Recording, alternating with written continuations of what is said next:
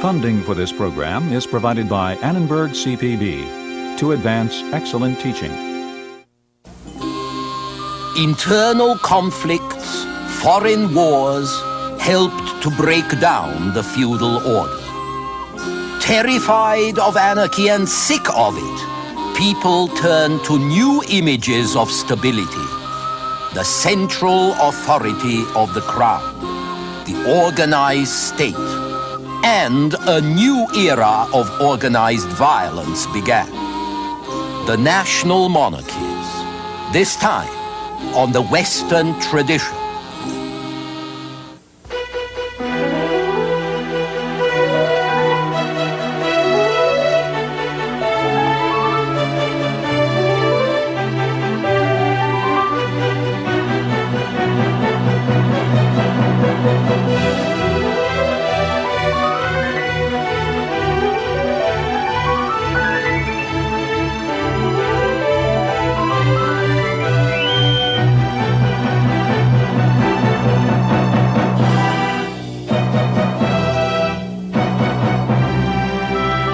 And now UCLA professor Eugen Weber's continuing journey through the history of Western civilization.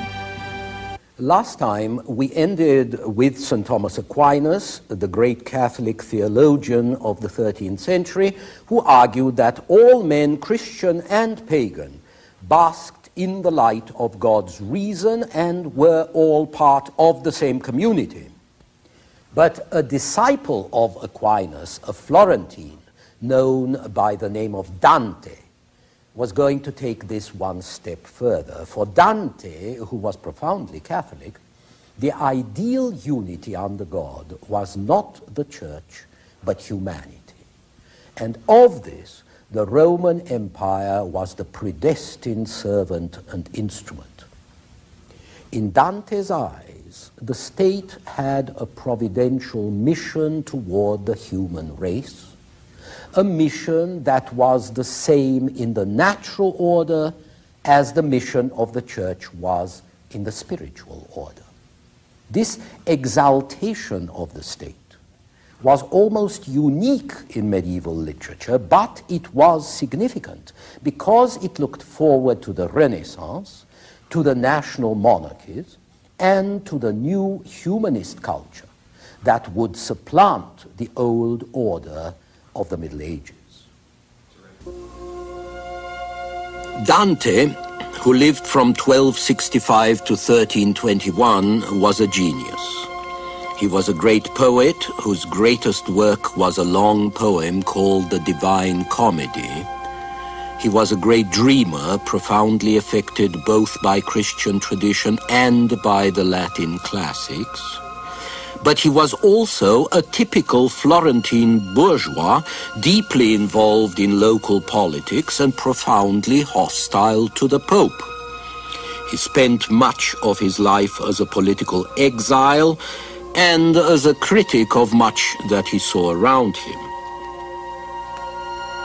It's sometimes difficult to remember that the rise of the middle class, which Dante in this case represented, the rise of the middle class introduced a factor of great instability in a previously stable society.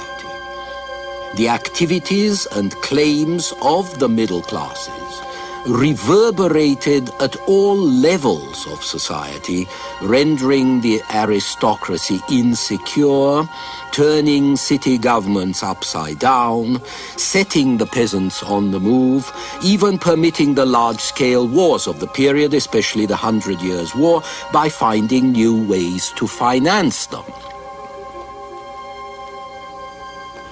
By the 15th century, the old order was in a state of liquidation, and the problem was how to keep society afloat. Every great medieval institution had gone under or was going under. Feudal chivalry was falling before archers and infantry. Feudal castles were falling to gunpowder and artillery. The massive monuments of the feudal age were crumbling. The Holy Roman Empire became a federation of German states with the emperor as its president. The popes exiled to their palace in Outras modalidades da vontade do rei francês. E depois, retornando a Roma, o papado estava dividido por facções que apoiavam papas rivais. O grande cisma, como foi chamado, durou mais 40 anos. De 1378 até 1414, 3 papas de uma vez lutavam por apoio e pela contribuição dos fiéis, e o papado perdeu muito de seu prestígio.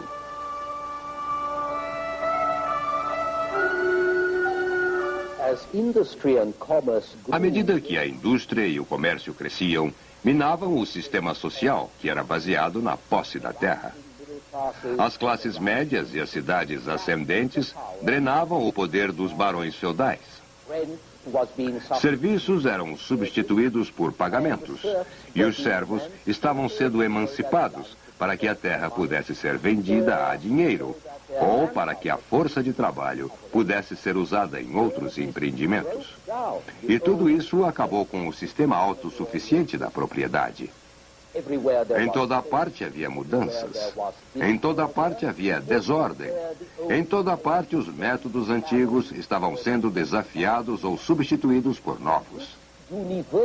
E essa agitação universal parecia trazer uma ameaça de anarquia.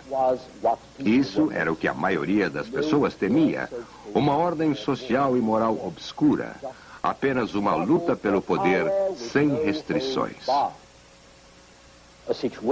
Uma situação na qual, como Shakespeare descreve em Troilus e Cressida, não haveria justiça, nem certo ou errado.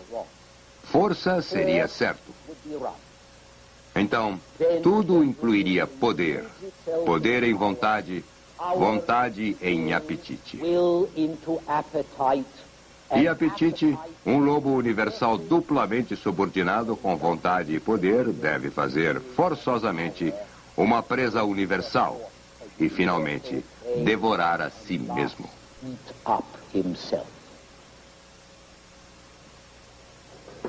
Foi por ter medo da anarquia, e tinha toda a razão de temê-la, que o povo se dirigiu ao poder central, que era representado pela própria essência da ordem. A monarquia nacional. Os reis já tinham reduzido o imperador sagrado romano, que era o senhor nominal deles, a uma sombra. Agora eles se viram contra o poder de seus subordinados nominais, os senhores feudais. A luta entre a autoridade central da coroa e as forças destrutivas e descentralizadoras do feudalismo ia terminar, finalmente, com o triunfo da coroa. E a unidade interna, imposta pelo rei, iria então preparar o caminho para a expansão externa.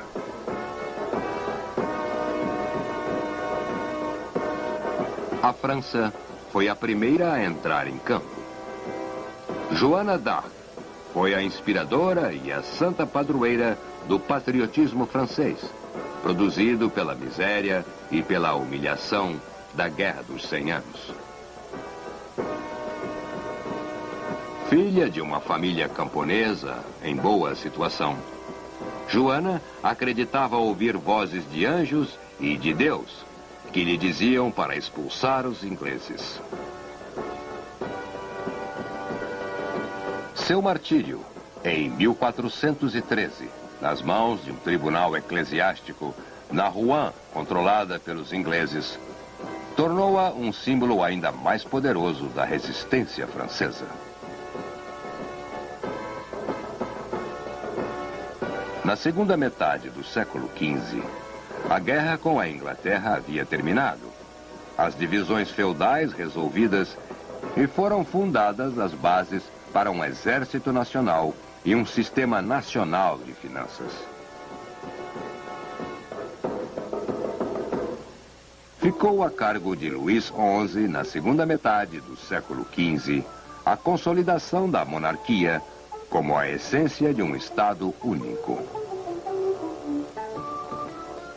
Depois de Luís XI e depois do seu sucessor, Luís XII, os restos da independência feudal foram esmagados e a França começou a expandir-se às custas de seus vizinhos mais fracos. Província após província era incorporada à monarquia francesa.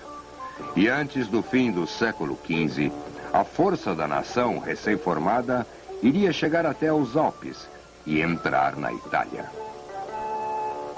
Enquanto isso, outros estados estavam seguindo o exemplo francês.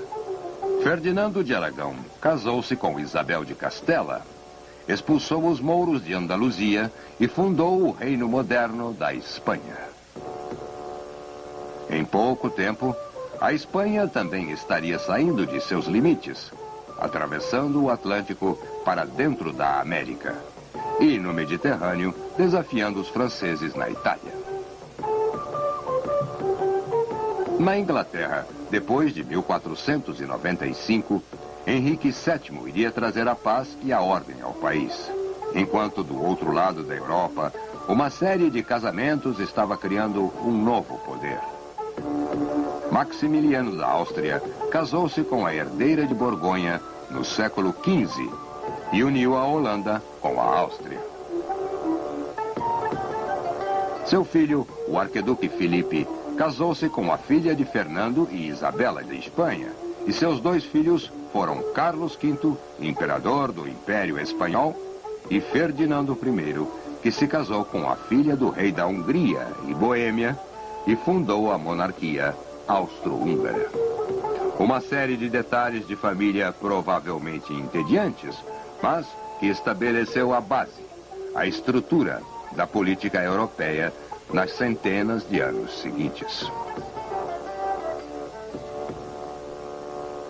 E assim, enquanto o século XV acabava e chegava ao século XVI, o sistema político da Europa estava rudemente esboçado. Apesar de que as fronteiras dos reinos rivais ainda eram indeterminadas, e lá permaneciam os principados e poderes menores, especialmente na Alemanha e na Itália, que pareciam presas fáceis a seus ambiciosos vizinhos. Na Alemanha, o rei era imperador do Sagrado Império Romano, que se estendia sobre cerca de centenas de principados e ducados independentes. Então, ele poderia apenas ganhar seu posto concordando em não forçar sua autoridade, e o império era, em efeito, o túmulo da unidade nacional alemã.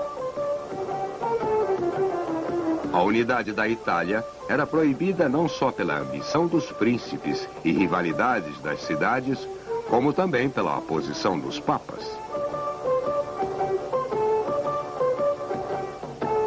Este é Leão X, que se tornou papa em 1513. Leão e seus sucessores não tolerariam um rival secular na península, e apesar de o papado nunca ter sido forte o suficiente, nem durável o suficiente para unir a própria Itália, sempre teve influência suficiente para evitar que qualquer outro o fizesse, ainda que isso significasse chamar gente de fora para ajudar. E assim, a Itália, como a Alemanha, saíram da corrida nacional e tiveram que esperar 300 anos para a consolidação nacional que seus rivais alcançaram no século XVI. Esse período foi também uma época de mais contato entre os estados, à medida que cresciam as definições políticas e territoriais. E esse contato aumentado levou, por sua vez, ao desenvolvimento de novas formas políticas para tratar disso. Colonizadores isolados numa grande planície tinham pouca necessidade de comunicação organizada.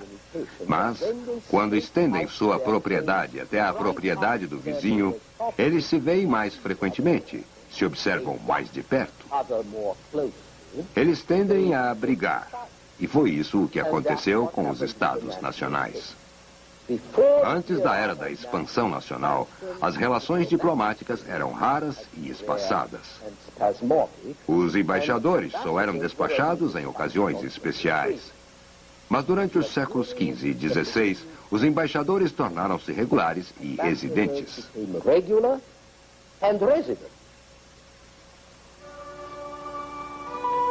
Esses dois embaixadores foram pintados em 1533.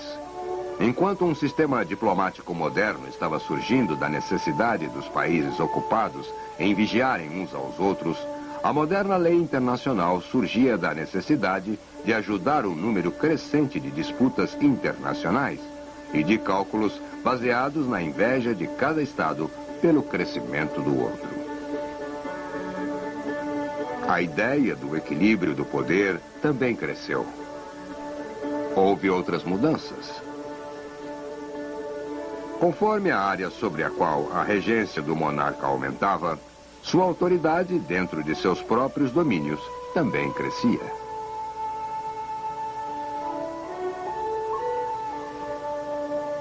Este é Luís XII, indo para afirmar sua autoridade, na verdade, não na França, mas na Itália.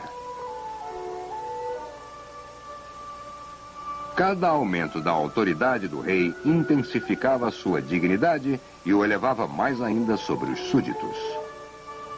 As liberdades locais e direitos feudais que punham em xeque um duque da Bretanha ou um rei de Aragão eram muito menos eficientes contra um rei da França, como Francisco I, ou o rei da Espanha, que tinham mais soldados, rendas mais altas e maior crédito. Poderes feudais e locais lutaram uma grande batalha de controle contra a coroa durante centenas de anos, mas a tendência era contra eles, enquanto o rei se tornou o símbolo da unidade nacional e o centro de aspirações nacionais. Este monarca ganhava tanto com o crescimento de novas ideias como com a decadência das antigas. O Renascimento, que discutiremos em detalhe na próxima vez, o estudo revivido da lei romana civil e, eventualmente, a reforma, tudo isso contribuiu para o crescimento do poder real.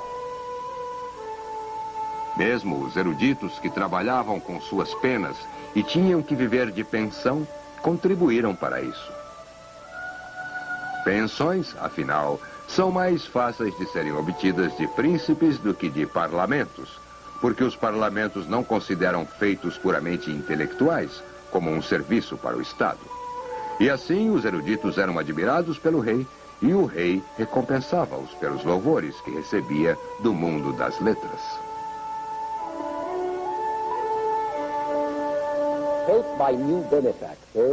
Auxiliados por novos benfeitores, eruditos e artistas tinham o meio de estudar a mitologia, literatura e arte dos romanos. E daí redescobriram a organização política romana e suas leis, todas que tiveram um efeito significativo no pensamento europeu. Do mesmo modo que o latim clássico da Roma antiga parecia superior ao latim medieval, desprezado como um latim de cão, a lei romana parecia superior à barbaridade da lei comum europeia e dos costumes feudais. Como os estudiosos redescobriram a lei romana, seu estudo e aplicações espalharam-se para fora das universidades italianas, antes para as terras do Sagrado Império Romano, cujos imperadores consideravam-se sucessores da Roma Imperial, e depois para o resto da Europa. Assim, no século XV, as máximas da lei romana estavam por toda parte, e nossas leis civis são todas marcadas por ela.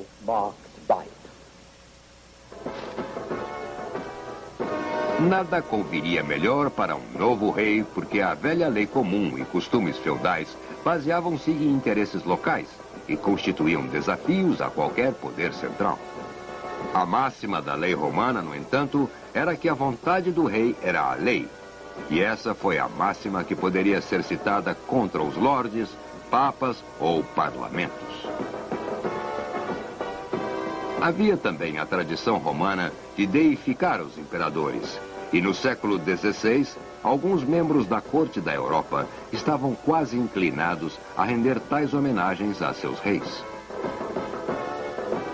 Para entender a atitude deles, você deve lembrar o desregramento da era anterior, o declínio e fracasso do sistema anterior, e a força da demanda popular por uma mão forte e sábia no leme. Há um mito popular de que as pessoas sempre tendiam em direção à democracia, constituições e direitos eleitorais. Mas, na verdade, o amor à liberdade nunca foi a nota predominante de uma política popular. Na maioria das vezes, a exigência popular foi para um governo forte. O governo dos reis nunca foi bom, mas parecia melhor, ao menos por um tempo, do que a anarquia que o precedera. Estabilidade autoritária era melhor que anarquia autoritária. A violência de um Estado organizado era preferida à violência cega de um feudalismo desorganizado.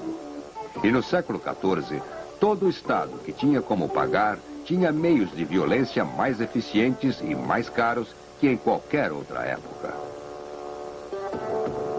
Governos fortes e guerra para intensificar o capital tradicionalmente caminhavam juntos. Isso porque o poder que controla as armas pode impor sua vontade. E a primeira coisa que isso impõe é taxação para pagar por mais armas. A taxação, por sua vez, reforça a autoridade central e sua burocracia e a torna mais eficiente. Assim, quanto melhores as armas e os militares que as usavam, maior era a autoridade central e sua capacidade de taxar e controlar, e mais forte seu crescimento às custas de seus súditos e de outros poderes menores.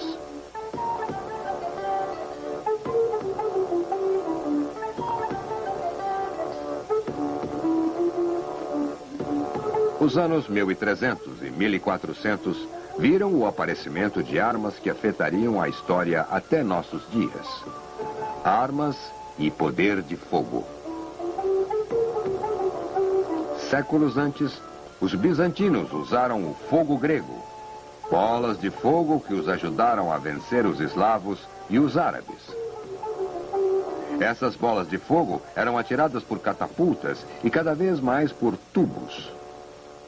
Assim, a ideia de armas com tubos de metal chegou à Europa vinda da Índia e da China no século XIII. E havia fabricantes de armas europeus que podiam copiá-las. Canhões ou bolas de canhão feitas de ferro e pedra eram úteis contra paredes, navios e tropas em formação próxima.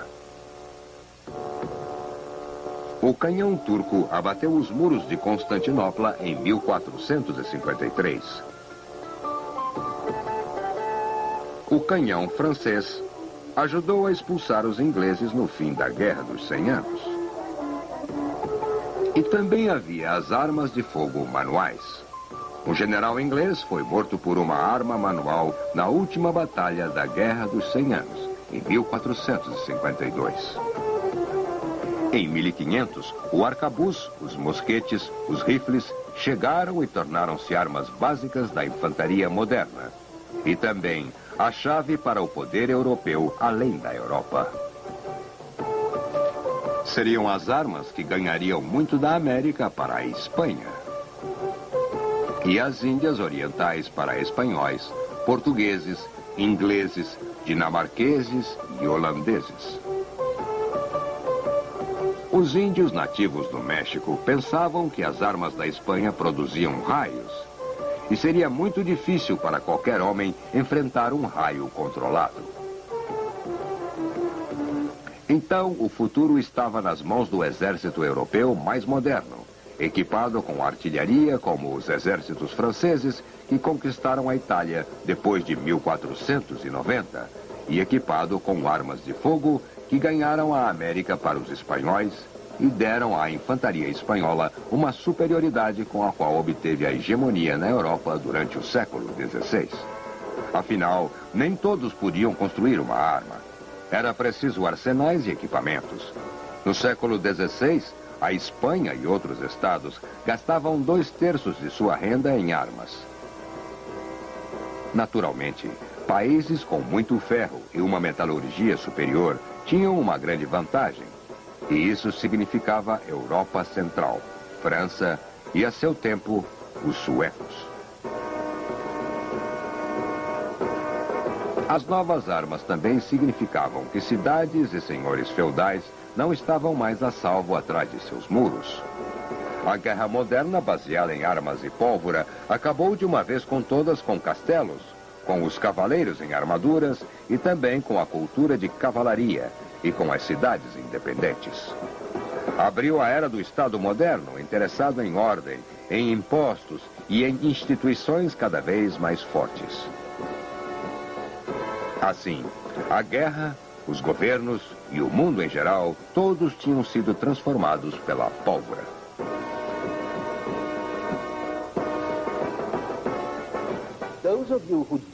Aqueles de vocês que não gostam da ideia de um governo forte e intervencionista vão deplorar esse desenvolvimento, e eu entendo isso, mas devem lembrar dos barões salteadores e da desordem geral que o precedeu. Os dias de Romeu e Julieta podem parecer românticos, mas eles também foram dias de guerras entre grupos, terror e derramamento de sangue. Muitos ingleses, franceses e italianos estavam felizes de ver os nobres cavaleiros substituídos pela paz do rei, frágil como fosse e ainda o é. No próximo episódio, o Renascimento. Até lá.